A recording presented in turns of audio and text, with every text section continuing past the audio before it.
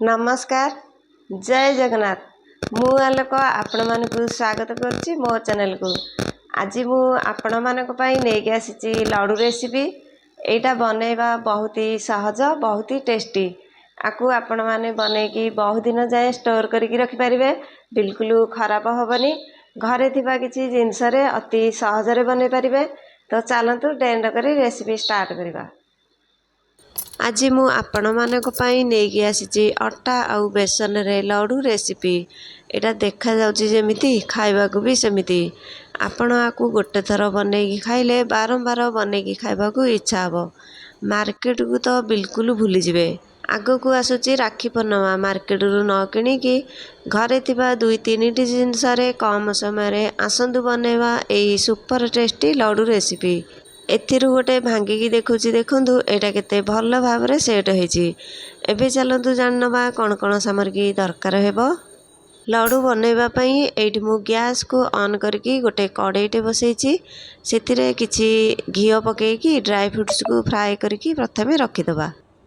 कड़ाई एबे टिके गरम हो गलानी। ड्राई फ्रूट्स को फ्राई करबा पई गोटे बड़ चमच घियो पकै नउची। ड्राई फ्रूट्स रे एठी मु आधा गिना किसमिस नेची, माने 60-70 ग्राम पाखापाखी। गैस रो फ्लेम को लो टू मीडियम रखिकी ए सब को फ्राई करनबा। बेसी आकु फ्राई करबानी, बेसी फ्राई करले एटा टिके हार्ड हो जिवो। सेति पई ऊपरू टिके व्हाइट स्पॉट आसी गले गैस को बंद करके आकु बाहर करनबा।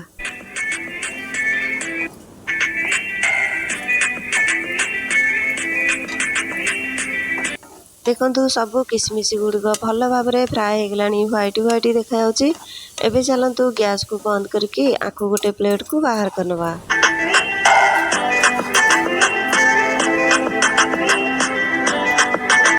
एडी देखंतु किसमिस गुड़िक फ्राए करके प्लेट को बाहर कर देइची। आकु साइड रे रखिके एबे चलंतु आउ जेतिकी ड्राई फ्रूट्स अछि ताकू फ्राए करनबा। तापरे एडी देखंतु लड्डू रे पकेबा पई खरबूजा मंजी 85 ग्राम रखिची। एबे चलंतु आकु घियो रे भाजी नबा।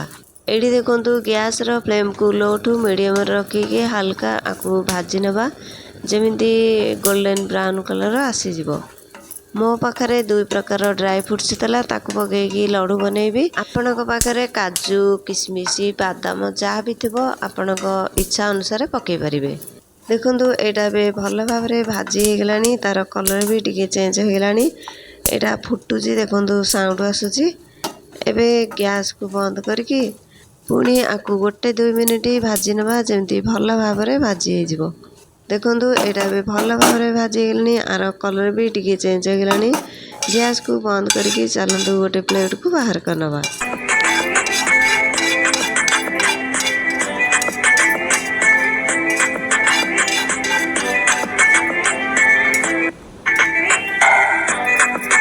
देखंतु ड्राई फ्रूट्स को भाजिकी प्लेट को बाहर करी रखितले, आकु साइड रे रखिकी एबे चलंतु नेक्स्ट प्रोसेस को जिबा।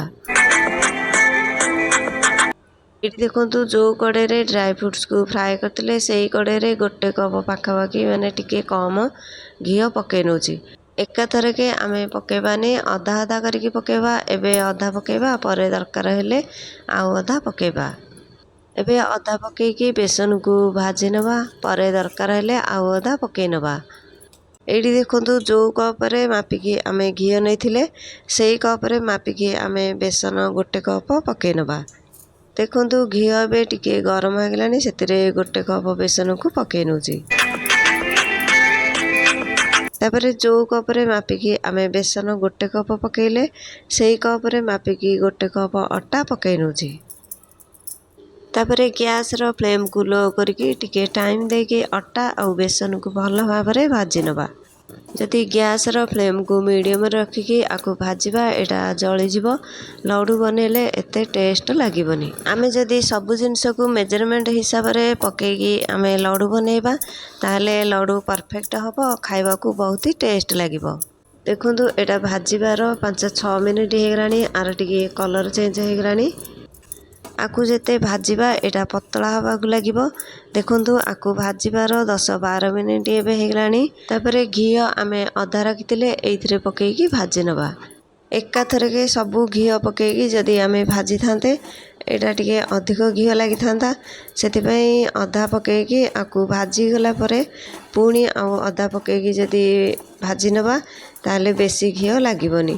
ତାପରେ ବେସନ ଅଟା ସହିତ ଘିଅକୁ ଭଲ ଭାବରେ ଭାଜି ନେବା। ଦେଖନ୍ତୁ ଭାଜିଲା ପରେ ଏଇଟା ଧୀରେ ଧୀରେ ପତଳା ହେବାକୁ ଲାଗିଲାଣି। ଆକୁ ଯେତେ ଏମିତି ଭାଜିବା ଏଇଟା ପତଳା ହେବାକୁ ଲାଗିବ। ଦେଖନ୍ତୁ ଭାଜିଲା ପରେ ଏଇଟା ଫେଣ ଟାଇପ୍ର ଏମିତି ଉପରକୁ ଉଠିକି ବାହାରିବ, ତାମାନେ ଏଇଟା ଭଲ ଭାବରେ ଭାଜି ହେଇଗଲାଣି। ଦେଖନ୍ତୁ ଘିଅ ସହିତ ବେସନ ଭାଜିବାକୁ ଟୋଟାଲ ମୋତେ 20 ମିନିଟ୍ ଲାଗିଲା। ଯଦି ଟିକେ ଟାଇମ୍ ଦେଇକି ଆକୁ ଭଲ ଭାବରେ ଭାଜିବା ଲଡ଼ୁ ପରଫେକ୍ଟ ହେବ। ମାର୍କେଟଠୁ ଆହୁରି ବଢ଼ିଆ କଲର୍ ବି ଭଲ ଦେଖାଯିବ। ଦେଖନ୍ତୁ ଏଇଟା ଭାଜି ଭାଜି ଏଇଟା ଫେଣ ଟାଇପ୍ର ବାହାରି ପଡ଼ିଲାଣି, ତାମାନେ ଏଇଟା ପରଫେକ୍ଟ ହେଇଗଲା। ଦେଖନ୍ତୁ ଯେଉଁ କପ୍ରେ ମାପିକି ଆମେ ବେସନ ଆଉ ଅଟା ପକାଇଥିଲେ ସେଇ କପ୍ରେ ମାପିକି ମିଲ୍କ ପାଉଡ଼ର 1 କପ୍ ପକାଇ ନେଉଛି। ତାପରେ ବେସନ ସହିତ ମିଲ୍କ ପାଉଡ଼ରକୁ ଭଲ ଭାବରେ ମିଶାଇ ନେବା। ବେସନ ସହିତ ମିଲ୍କ ପାଉଡ଼ରକୁ ଏମିତି କଣ୍ଟିନ୍ୟୁ ଚଲାଇବା 3-4 ମିନିଟ୍ ଯାଏଁ, ଯେମିତି ଭଲ ଭାବରେ ମିକ୍ସ ହେଇଯିବ। ଯଦି ଘିଅ ସହିତ ବେସନ ଅଟା ମିଲ୍କ ପାଉଡ଼ରକୁ ଭଲ ଭାବରେ ଭାଜି ନେବା ଟିକେ ଟାଇମ୍ ଦେଇକି ଲୋ ଫ୍ଲେମ୍ରେ, ତାହେଲେ ଲଡ଼ୁ ବେଶୀ ଦିନ ଯାଏଁ ଷ୍ଟୋର୍ କରିକି ରଖିପାରିବେ, ବିଲକୁଲ ଖରାପ ହେବନି, ଖାଇବାକୁ ବି ବହୁତ ଟେଷ୍ଟ ଲାଗିବ।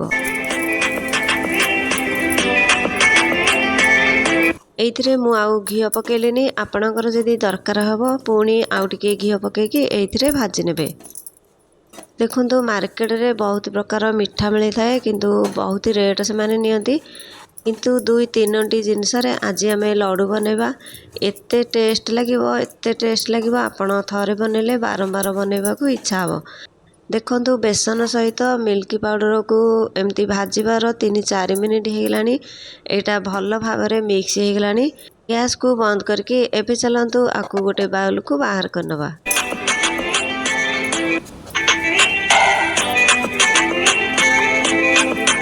ଦେଖନ୍ତୁ ବାଉଲକୁ ବାହାର କରିଦେଇଛି। ଏବେ ଚାଲନ୍ତୁ ଏଇଥିରେ ଚିନି ପକାଇ ନେବା। ଆମେ ଅଟା ଆଉ ବେସନ 2 କପ୍ ପକାଇଥିଲେ, ସେଇ ହିସାବରେ ଚିନି 2 କପ୍ ପକାଇ ନେଉଛି। ଲଡ଼ୁ ଭଲ ବାସ୍ନା ଆସିବା ପାଇଁ 6-7ଟି ଇଲାଇଚିକୁ କୁଟିକି ରଖିଥିଲି, ତାକୁ ପକାଇ ନେଉଛି। ତାପରେ ଡ୍ରାଇ ଫ୍ରୁଟ୍ସକୁ ଭାଜିକି ରଖିଥିଲେ ତାକୁ ପକାଇ ନେଉଛି। ତାପରେ ଏସବୁକୁ ଭଲ ଭାବରେ ମିଶାଇ ନେବା। ଆମେ ଆକୁ ହାତରେ ମିଶାଇ ନେବା, ଚାମଚରେ ମିଶାଇଲେ ଏଇଟା ଭଲ ଭାବରେ ମିଶିବନି। ଦେଖନ୍ତୁ ସବୁ ଜିନିଷକୁ ମିଶାଇଲା ପରେ ଯଦି ଟିକେ ଶୁଖିଲା ଶୁଖିଲା ଲାଗିବ ତାହେଲେ ଘିଅକୁ ଟିକେ ଗରମ କରିକି ଏଇଥିରେ ପକାଇ ନେବେ।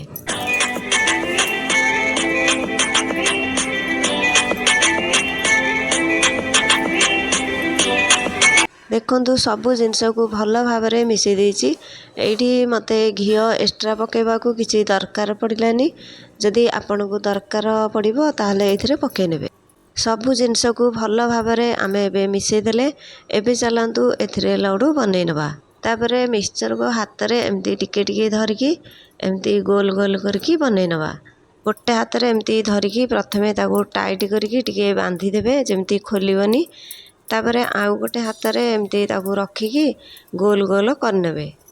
ଏଇଠି ମୁଁ ବେଶୀ ବଡ଼ ନାହିଁ କି ବେଶୀ ଛୋଟ ନାହିଁ, ମିଡ଼ିୟମ୍ ସାଇଜ୍ରେ ବନେଇ ନେଉଛି। ଆପଣଙ୍କ ଇଚ୍ଛା ଆପଣ ବଡ଼ କିମ୍ବା ଛୋଟ ସାଇଜ୍ରେ ବନେଇ ନେବେ। ଦେଖନ୍ତୁ ଗୋଟେ ଲଡ଼ୁ ଆମର ଏବେ ରେଡ଼ି ହେଇଗଲା। ସେଇ ପ୍ରୋସେସ୍ରେ ଆଉ ଗୋଟେ ଲଡ଼ୁ ବନେଇ ନେଉଛି। ପ୍ରଥମେ ହାତରେ ଟିକେ ଏମିତି ଧରିକି ତାକୁ ଟାଇଟ୍ ଭାବରେ ବାନ୍ଧି ନେବେ, ଯେମିତି ଖୋଲିବନି। ତାପରେ ଆଉ ଗୋଟେ ହାତରେ ଆଣିକି ତାକୁ ଗୋଲ ଗୋଲ କରିଦେବେ, ଯେମିତି ତାର ଗୋଲ ଗୋଲ ସାଇଜ୍ ଭଲ ଭାବରେ ହେଇଯିବ। ଦେଖନ୍ତୁ ସେଇ ପ୍ରୋସେସ୍ରେ ଆଉ ଗୋଟେ ଲଡ଼ୁକୁ ବନେଇ ନେଇଛି, କେତେ ଭଲ ଭାବରେ ହେଇଛି ତାର ସେପ୍ ସାଇଜ୍। ଏବେ ଚାଲନ୍ତୁ ଏଇ ପ୍ରୋସେସ୍ରେ ସବୁ ଲଡ଼ୁକୁ ବନେଇ ନେବା। ଦେଖନ୍ତୁ ସୁପର ଟେଷ୍ଟି ମାର୍କେଟଠୁ ଆହୁରି ବଢ଼ିଆ ଲଡ଼ୁ ଆମର ରେଡ଼ି ହେଇଗଲା। ଏଇଟା କେତେ ବଢ଼ିଆ ଦେଖାଯାଉଛି। ଏଇଟା ଦେଖାଯାଉଛି ଯେମିତି ଖାଇବାକୁ ବି ସେମିତି। ଆପଣ ଆକୁ ବନେଇକି ବହୁତ ଦିନ ଯାଏଁ ଷ୍ଟୋର୍ କରିକି ରଖିପାରିବେ, ବିଲକୁଲ ଖରାପ ହେବନି। ଆପଣ ଆକୁ ଖାଇଲେ ମାୱାରେ ବନେଇଲା ପରି ଟେଷ୍ଟ ଲାଗିବ। ଏତେ ଟେଷ୍ଟ ଲାଗିବ ଯେ ଆପଣ ଥରେ ବନେଇଲେ ବାରମ୍ବାର ବନେଇକି ଖାଇବାକୁ ଇଚ୍ଛା ହେବ। ଦେଖନ୍ତୁ ଏଇଟା କେତେ ଭଲ ଭାବରେ ସେଟ୍ ହେଇଛି। ବେଶୀ ବଡ଼ ନାହିଁ କି ବେଶୀ ଛୋଟ ନାହିଁ, ମିଡ଼ିୟମ୍ ସାଇଜ୍ରେ ବନେଇଛି। ଆପଣଙ୍କ ଇଚ୍ଛା ଆପଣ ଛୋଟ କିମ୍ବା ବଡ଼ ଆପଣଙ୍କ ଇଚ୍ଛା ଅନୁସାରେ ବନେଇ ନେବେ। देखंतु किछि भी खर्च नहीं घरे थिबा जिनसरे केते गुड़िए लड्डू आमर रेडी होगला मार्केट ठू आउरी बढ़िया। एथुरु गोटे भांगिकी देखुची देखंतु एटा केते भल भाबरे सेट होईची। याकू आमे घीरे भल भाबरे भाजिकी बनैछे। एटा बहुत दिन जाए स्टोर करिकी रखिले बिल्कुल खराब हबनी। एटा देखा जाउची जेमिति खाइबाकू भी सेमिति। आकू जी खाइबो ओआ ओआ कहबो। आशा करूची ए रेसिपीटी आपण मानकू निश्चित भल लागिथिबो। जदि भल लागिची लाइक करंतु, आपणक फ्रेंड और रिलेटिव सहित शेयर करंतु। जदि मो चैनल को सब्सक्राइब करना हाथी प्लीज प्रथमे सब्सक्राइब करनियंतु, जा फଳରେ कि मो वीडियोर नुआ नुआ नोटिफिकेशन आपण पाखु जल्दी पळेबो। तो रहुची नमस्कार, जय जगन्नाथ। पुणी देखाबो नेक्स्ट रेसिपी रे।